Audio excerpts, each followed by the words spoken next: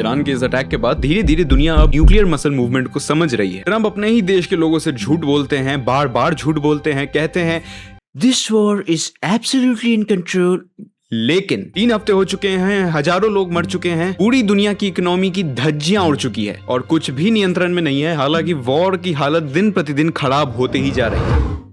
US Israel versus Iran war की हालत दिन प्रतिदिन खराब होते ही जा रही है। एक ना एक दिन नए नए खूंखार अटैक्स हो रहे हैं, लोगों की जानें जा रही हैं। इकोनॉमी खतरे में तो थी ही, लेकिन अब विकलांग भी हो चुकी है। इकोनॉमी वगैरह तो एक प्रॉब्लम है ही, लेकिन सबसे बड़ी प्रॉब्लम ये है कि ये वॉर डी एस्केलेट होने का नाम ही नहीं ले रही है। इस वॉर की दशा तो खराब थी ही, लेकिन अब दिशा का कोई मालूम नहीं। लोग घायल होते ही जा रहे हैं, मरते ही जा रहे हैं। इंसाफ के नाम पर सिर्फ और सिर्फ मिसाइल्स मिलती है और इंसानियत का खुलेआम गला घोटा जाता है। इसके साथ ही इजराइल एक के बाद एक ईरानी टॉप लीडर्स को मारते भी जा रहा है, जो कि एक बहुत बड़ी समस्या होने वाली है। क्योंकि आमतौर पर जब भी इस तरह कोई वॉर होता है तो 2 लीडर्स के बीच में कहीं ना कहीं अनकही सहमति होती है इस वॉर को रोकने के लिए, शांति के लिए। लेकिन अगर लीडर्स ही मारे जाते हैं तो समझौता की बात वैसे ही नहीं होनी है। लेकिन आमतौर पर जब भी कोई लीडर मरता है तो उसके बाद जो सेकंड लीडर चूज किया जाता है वो मोस्ट प्रोबेबली पहले लीडर से ज्यादा एक्सट्रीमिस्ट और कट्टर होता है, जो कि और वॉर्स करवाएगा और अटैक करवाएगा और एस्केलेट करवाएगा। और वैसे भी इजराइल जिस तरह अटैक कर रहा है, कहीं भी ये नहीं लगता कि ये लोग चाहते हैं इस वॉर को कहीं ना कहीं रोकना भी। क्यों अटैक्स की? क्योंकि हिजबुल्लाह के कारण। हिजबुल्लाह लेबनान में एक ग्रुप है जो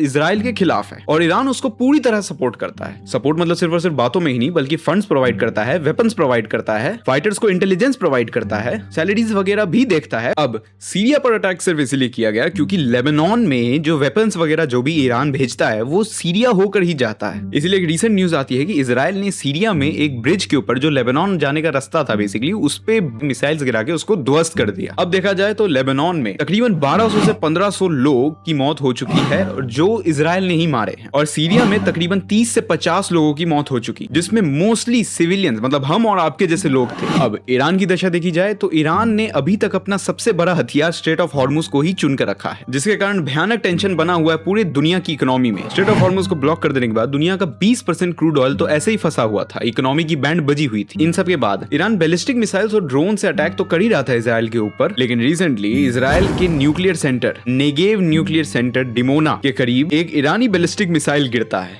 न्यूक्लियर रिएक्टर के करीब। इजराइल को तो इस बात का डर था कि ईरान कहीं अपना न्यूक्लियर मिसाइल ना बना ले, लेकिन इनका फोड़ के इन्हीं को मार देगा, ये किसी ने सोचा नहीं था। लेकिन ऐसा कुछ हुआ नहीं, ऐसा कुछ भी नहीं हुआ। यहाँ ईरान इजराइल के न्यूक्लियर रिएक्टर के करीब मिसाइल इसीलिए गिराता है ताकि उसको सिर्फ वार्न कर सके।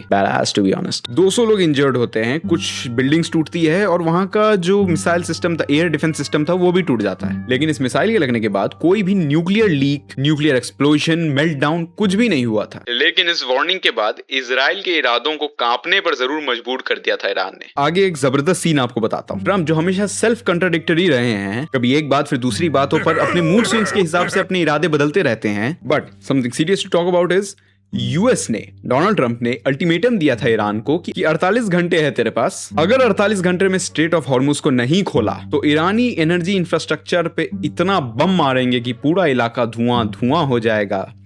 हजरात हजरात हजरात। लेकिन इस पे ईरान का कोई रिएक्शन नहीं आया। इसके बाद डोनाल्ड ट्रंप ये कहते हैं कि अमेरिका और ईरान के बीच में कुछ बातचीत हुई है, काफी प्रोडक्टिव बातचीत हुई है कि हम अब वॉर को सेटल डाउन करने वाले हैं, खत्म करने वाले हैं लगभग। It's a very good news. Iran को 48 घंटे का समय नहीं बल्कि 5 दिन का टाइम आउट दिया जाएगा, which was kind of a good news at that time, right. लेकिन ईरान ने यह कहा कि ईरान ने कोई भी तरीके का नेगोशिएशन या कोई भी तरीके की बातचीत यूएस के साथ नहीं की है। डोनाल्ड ट्रंप के साथ कोई बातचीत नहीं हुई है। ये Donald Trump basically oil market manipulate करने के लिए कर रहे थे ताकि झटके में प्राइसेस ऊपर नीचे हो, जो कि हुए भी। लेकिन उसके बाद cherry on the top moment ये हुआ कि 24 मार्च की सुबह, यानी कि आज की सुबह, ईरान इजराइल के ऊपर मल्टीपल वेव्स ऑफ मिसाइल से अटैक करता है। Well it's like Iran is just मॉकिंग Donald Trump at this moment now. Tel Aviv, जो कि एक मेजर सिटी है इजराइल में, सेंट्रल इजराइल, और कुछ मिसाइल जेरूसलम के साइड भी गिराए गए। कुछ बिल्डिंग्स टूटी, कारों में आग लगी, इंफ्रास्ट्रक्चर डैमेज हुआ, but till now as per report says no injuries and no deaths, which is absolutely good news. खैर आने वाले कुछ समय में हमें ये भी पता चलेगा कि क्या वॉर जो जिस तरह एस्केलेट अभी हो रहा है, क्या ऐसे ही एस्केलेट होता रहेगा, क्योंकि ईरान ने अपनी शर्तें पहले ही रख दी है कि ये वॉर में सीज फायर नहीं बल्कि ये वॉर पूरी तरह रुकनी चाहिए और ऐसा आगे वापस ना हो इसकी गारंटीड कॉन्ट्रैक्ट चाहिए। और फिर ईरान चाहता है कि न्यूक्लियर पावर खुद का बनाने के लिए ईरान के पास पूरी इजाजत हो। फिर आखिरी शर्त,